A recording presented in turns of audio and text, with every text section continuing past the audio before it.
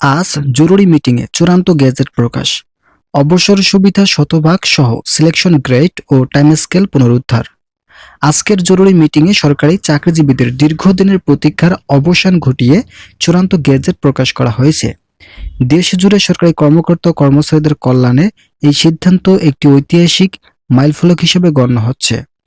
দীর্ঘদিন ধরে স্থগিত ও ঝুলে থাকা দাবিগুলো বাস্তবায়নের মাধ্যমে প্রশাসন ও সাধারণ কর্মচারীদের মধ্যে নতুন উদ্দীপনা সৃষ্টি করেছে। সরকারের এই যুগান্তকারী সিদ্ধান্তকে সব মহল স্বাগত জানানো হয়েছে।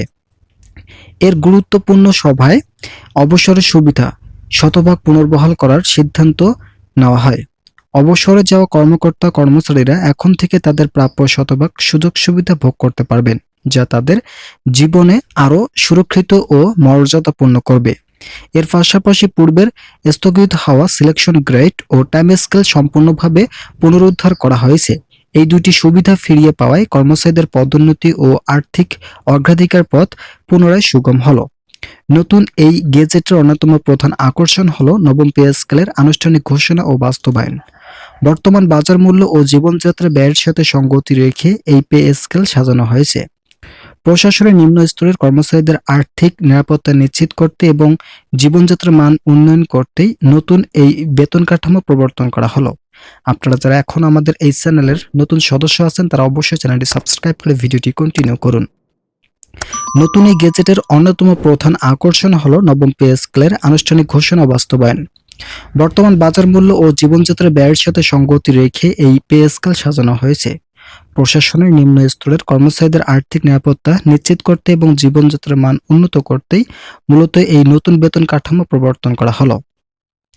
ঘোষিত নবম পে স্কেলে সরকারি চাকরিজীবীদের জন্য সর্বনিম্ন মূল বেতন বা বেসিক 16,500 টাকা নির্ধারণ করা হয়েছে। এই সিদ্ধান্তটি দেশের লাখ লাখ নিম্ন গ্রেডের কর্মচারীদের জন্য বিশাল এক স্বস্তির খবর। সর্বনিম্ন বেসিক বৃদ্ধির ফলে সামগ্রিক বেতন ও অন্যান্য ভাতা দিয়ে উল্লেখযোগ্য হারে বৃদ্ধি পাবে, যা নিম্ন ও মধ্যম আয়ের কর্মচারীদের আর্থিক টানাপোড়েন দূর করতে বড় ভূমিকা রাখবে। জরুরি এই বৈঠকে দেশনেতা তারেক রহমানের বিশেষ নির্দেশনা ও উদ্যোগের ফলে এই জটিল দাবিগুলো দ্রুত সমাধান করা সম্ভব হয়েছে। সরকারি কর্মকর্তা ও কর্মচারীদের দীর্ঘদিনের বঞ্চনা দূর করতে এবং তাদের ন্যায্য অধিকার ফিরিয়ে দিতে তিনি সরাসরি কার্যকর ভূমিকা পালন করেছেন। সিলেকশন গ্রেড ও টাইম স্কেল এবং শতভাগ পেনশন সুবিধা পুনরুদ্ধারে তার এই অবদানকে চাকরিজীবী সমাজ কৃতজ্ঞতার সঙ্গে স্মরণ করেছে। চূড়ান্ত গেজেট প্রকাশের এই খবরটি ছড়িয়ে পড়ার পর থেকেই সারা দেশে সরকারি দপ্তর ও কর্মচারী সংগঠনের মধ্যে আনন্দের বন্যা বয়ে যাচ্ছে।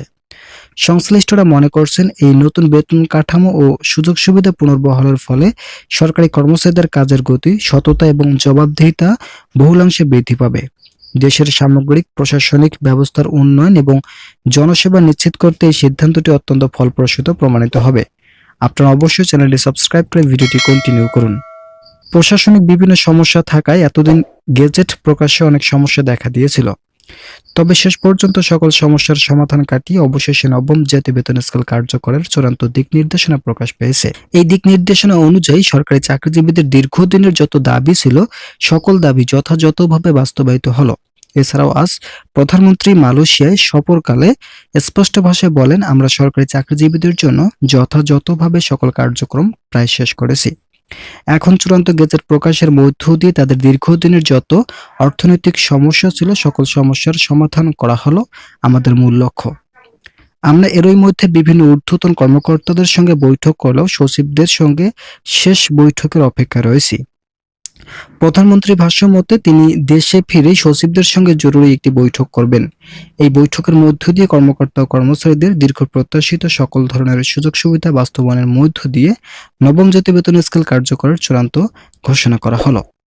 ভিডিওটি শেষ করার পূর্বে আপনাদের কাছে বিনীতভাবে রিকোয়েস্ট করতেছি, আপনারা যারা এখন আমাদের এই চ্যানেলের নতুন সদস্য আছেন তারা পরবর্তী আপডেট পেতে চ্যানেলটি সাবস্ক্রাইব করুন।